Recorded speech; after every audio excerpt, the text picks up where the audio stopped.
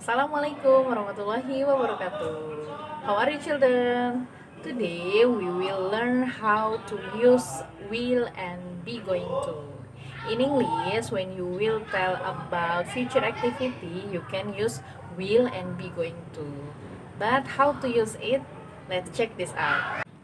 Will dan be going to sebenarnya memiliki arti dan fungsi yang sama, yaitu sama-sama dapat menyatakan suatu kegiatan yang akan kita lakukan di masa yang akan datang. Arti dari will dan be going to adalah akan. Dua-duanya digunakan dalam grammar simple future tense. Kalau sebelumnya kalian sudah belajar tentang simple present tense, yaitu kalimat yang menyatakan kegiatan yang kalian lakukan saat ini.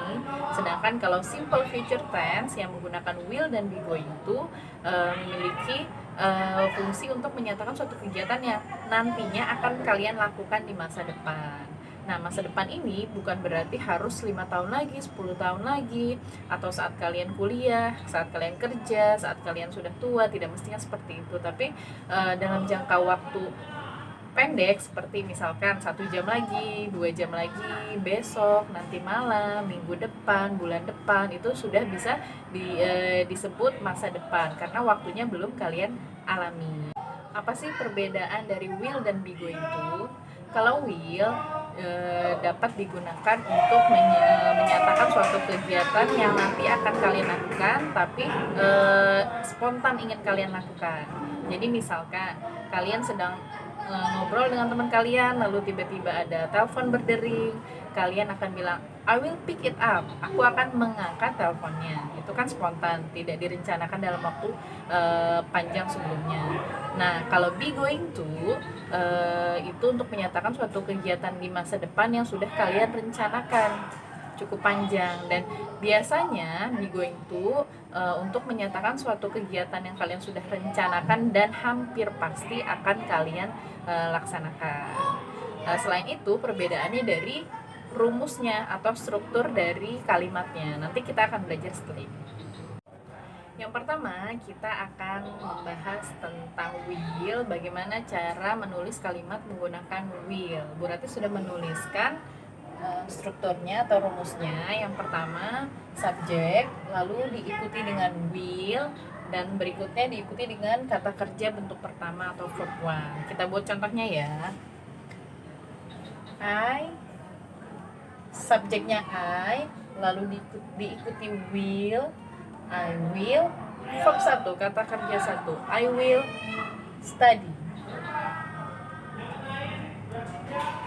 Bisa kalian tambahkan kata keterangan, bisa keterangan tempat, keterangan waktu, atau keterangan tambahan lainnya.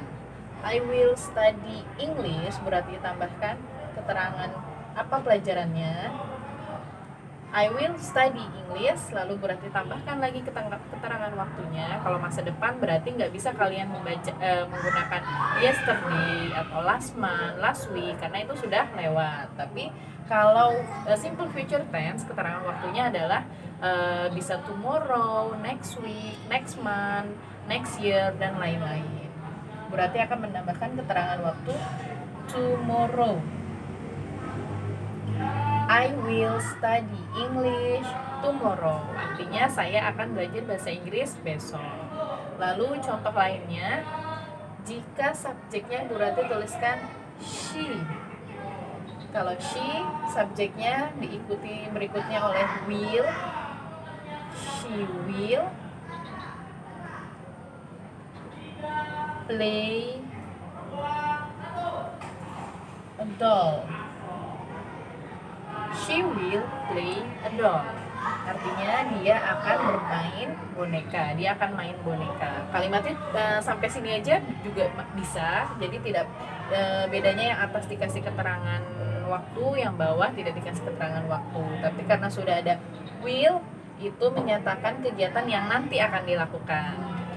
Selanjutnya kita akan membahas tentang be going to. Ini artinya sama dengan will, sama-sama akan, tapi bedanya tadi yang seperti sudah Bu Rati jelaskan, kalau be going to biasanya orang gunakan untuk menyatakan kegiatan yang sudah dia rencanakan sebelumnya dan hampir pasti dilakukan. Nah, ini rumusnya atau strukturnya dari simple present tense yang menggunakan will dan be going to. Pertama ada subjek, lalu diikuti dengan be yang berupa is, am atau are, tergantung siapa subjeknya. Kalau she, he, it berarti to be-nya berupa is. Kalau I berarti to be-nya am. Kalau jamak atau lebih dari satu, dan you itu menggunakan are, kayak misalnya they, we, Bu Rati, and Bu Linda itu menggunakan are. Lalu ditambah atau diikuti dengan going to, lalu ditambah dengan verb 1 atau kata kerja bentuk pertama.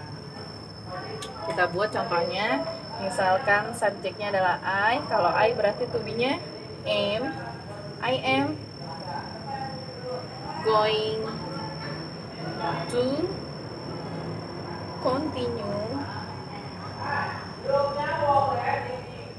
my study next year. Subjeknya I, diikuti to be-nya am, lalu going to continue, ini kata kerja bentuk pertama, my study next year, ini keterangan tambahan. Artinya saya akan melanjutkan pendidikan saya tahun depan. Jadi kalau di simple future kalian bisa menambahkan keterangan waktu seperti tomorrow, next year, next week, lalu keterangan waktu lainnya yang menyatakan nanti-nanti. Jadi kalian tidak bisa menggunakan yesterday, last month, last week. Itu artinya itu digunakan ketika simple past tense karena sudah lewat. Lalu contoh lainnya, misalkan subjeknya she.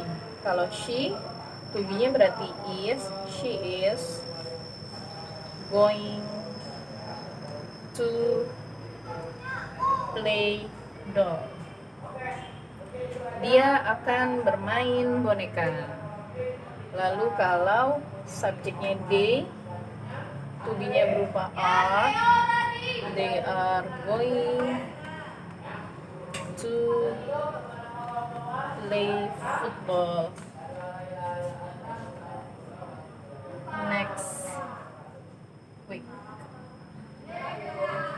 Subjeknya they, diikuti to be-nya are, going to, lalu play-nya ini kata kerja bentuk pertama, lalu football, keterangan tambahannya juga ada keterangan tambahan waktu yaitu next week. Artinya mereka akan bermain sepak bola minggu depan. Dan kalimat ini menyatakan kegiatan ini sudah direncanakan sebelumnya dan hampir pasti dilakukan. Entah karena misalkan yang contoh ketiga, they are going to play football next week, bisa jadi itu hampir pasti dilakukan karena dia sudah memesan tempatnya atau sudah menentukan waktunya bersama-sama, seperti itu. Ini untuk contoh penggunaan dari be going to. Nah, itu tadi penjelasan Bu Rati tentang penggunaan will dan be going to. Jangan lupa kalian catat rumus dan contoh-contoh kalimatnya, boleh kalian tambahkan sendiri. Juga kalian catat apa sih perbedaan penggunaan will dan be going to. Setelah ini ada latihan dari Bu Rati supaya kalian makin lancar dan makin mahir, juga makin paham. Silakan buat 5 kalimat, masing-masing 5 kalimat menggunakan will dan be going to. Sekian dari Bu Rati, semoga bermanfaat. Billahi taufiq wal hidayah. Wassalamualaikum warahmatullahi wabarakatuh.